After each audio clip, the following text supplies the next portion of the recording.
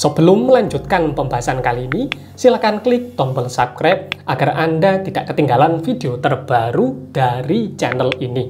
Oke, untuk pertanyaan selanjutnya ini datang dari saudara kita yang katanya ini dari daerah Blitar. Apakah menggunakan benda spiritual ini bagian dari kemusyrikan? Sebenarnya jujur, kalau berbicara mengenai masalah kemusyrikan, saya ini agak takut membicarakan akan hal ini. Karena sejatinya sandaran spiritual itu hanya dikhususkan untuk Gusti Pangeran, Gusti Allah Subhanahu wa Ta'ala.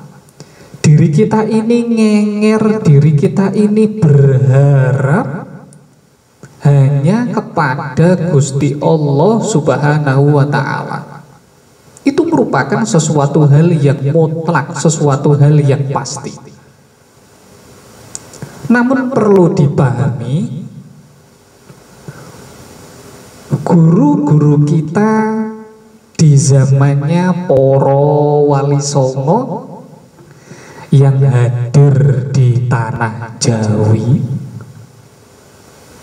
itu mengajarkan akan peranan ilmu tidak langsung serta-merta langsung mengajarkan syariat, artinya langsung disandarkan sama Gusti Allah, itu tidak. Para wali songo ini mengajarkan akan keilmuan ini secara bijak, disesuaikan dengan keadaan spiritual masyarakat pada waktu itu. Fitrah manusia itu tidak bisa dikandani, fitrah manusia itu tidak bisa diberikan semacam wejangan, itu tidak bisa. Karena fitrah manusia itu merasa dirinya paling pintar. Jadi kalau dikandani, diarahkan, itu mereka pasti kebanyakan menolak. Padahal dengan arahan tersebut diharapkan adanya perubahan sikap. Perubahan sikap tersebut yang nantinya akan mengarahkan kepada perubahan cara berpikir. Maka guru-guru kita zaman dahulu memahami akan hal ini, kemudian memberikan beberapa siasat. Orang ketika perutnya lapar, diberikan wejangan apapun, itu tidak akan masuk.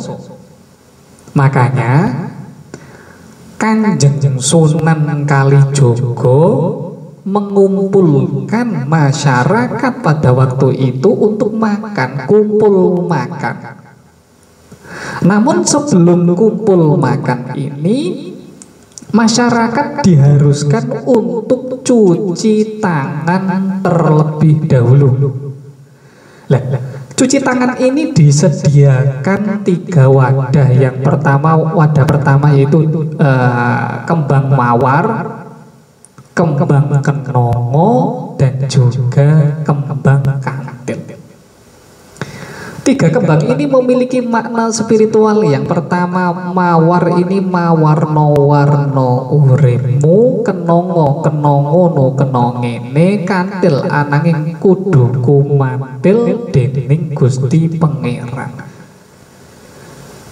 Dari beberapa siasat inilah, maka hati seseorang ini mulai menyadari akan kesalahan-kesalahan yang ada.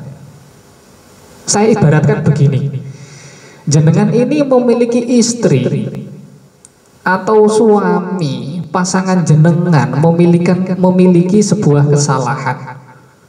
Kemudian jenengan tiap hari menyindir dengan status jenengan ini memberikan kalam-kalam sejati, apakah diterima? Tidak akan. Saya yakin tidak akan diterima. Karena fitrah manusia itu rata-rata mereka masih menggunakan kata aku. Mereka merasa bahwasanya dirinya itu paling benar. Makanya dahulu ketika ada beberapa masyarakat yang datang ke para guru sejati, itu dibekali dengan ageman, sesuatu yang diagem, sesuatu yang dipegang. Jadi ageman ini ya disesuaikan dengan keadaan spiritual pada waktu itu. Makanya untuk kelanjutannya dikenal adanya Raja Pengasian, dikenal adanya Pusaka Omyang, dan juga beberapa ageman spiritual lainnya. Hal ini digunakan sebagai siasat untuk mengatur batiniah mereka agar bisa bersandar kepada Gusti Allah Subhanahu wa Ta'ala. Makanya para guru sejati mengajarkan beberapa amalan, yang mana amalan tersebut merujuk kepada tauhidnya Gusti Allah Subhanahu wa Ta'ala. Jadi jawaban untuk hal ini, para wali songo sepakat bahwasanya ageman ini merupakan bagian dari landasan dasar untuk mengarahkan seseorang agar bisa nyawiji, menyatu dengan Sang Hyang Sejati Gusti Pangeran dengan beberapa peranan ilmu yang akan diajarkan nantinya.